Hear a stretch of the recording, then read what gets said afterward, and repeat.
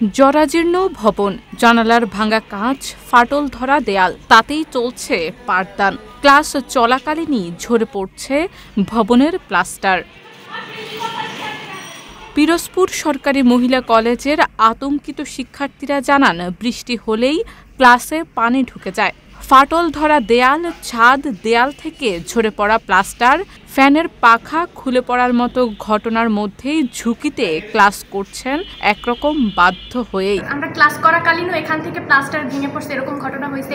তারপর ফ্যানগুলা তো ওই প্লাস্টার ভাঙা থাকার কারণে ফ্যানগুলোও তো সমস্যা হয়, ফ্যানগুলো অনেক দোলে, এর জন্য তো আমাদের অনেক ভয় লাগে যখন ফ্যান ট্যান চালাই। তারপরে ফ্যানের পাখাও ভেঙে পড়ছে, এরকম ঘটনা আমাদের ক্লাস চলাকালীন হয়েছে। আমাদের ক্লাসে বিভিন্ন জায়গায় ভাঙা, আমাদের প্রিন্সিপাল স্যারকে বলছে, সে এটার দায়িত্বও নিছে, কিন্তু আমাদের জায়গার বেশি সংকট, এর জন্য আমাদের স্যারের কিছু করতেও পারতেছে না। আমাদের কর্তৃপক্ষের কাছে এইটাই দেবে যে আমাদের জানি জায়গাটা তাড়াতাড়ি দেয় এবং আমাদের বিল্ডিংটা যেন তাড়াতাড়ি হয়। আমাদের বর্তমানে ক্লাস করতে তো খুবই সমস্যা দেখা যায় যে আমাদের যে 3টা ভবন, তার ভিতর হচ্ছে 2টা ভবনে ভাঙা, যার কারণে একটা ভবনে আমরা ক্লাস করতে পারলেও আমাদের যেহেতু স্টুডেন্ট সংখ্যা বেশি এবং ক্লাসও বেশি প্রয়োজন, সেহেতু আমাদের এই ভাঙা ভবনে ক্লাস করতে হচ্ছে এবং ঝুঁকিও রয়েছে।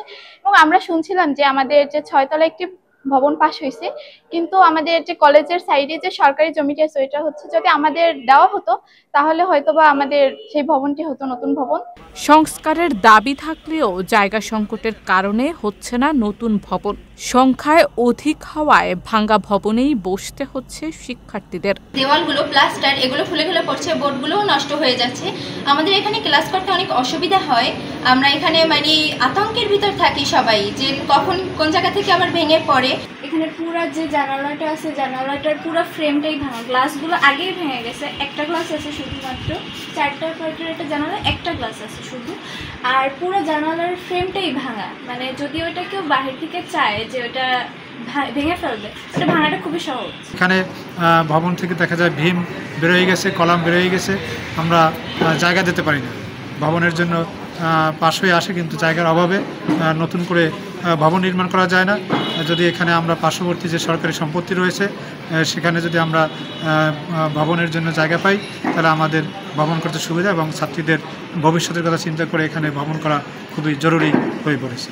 এদিকে কলেজের পাশেই রয়েছে সরকারি খাস জমি, তাতে ভবন নির্মাণের অনুমোদন পেলে কলেজের এমন দুর্দশা মিটবে বলে আশা ব্যক্ত করেন কলেজের অধ্যক্ষ।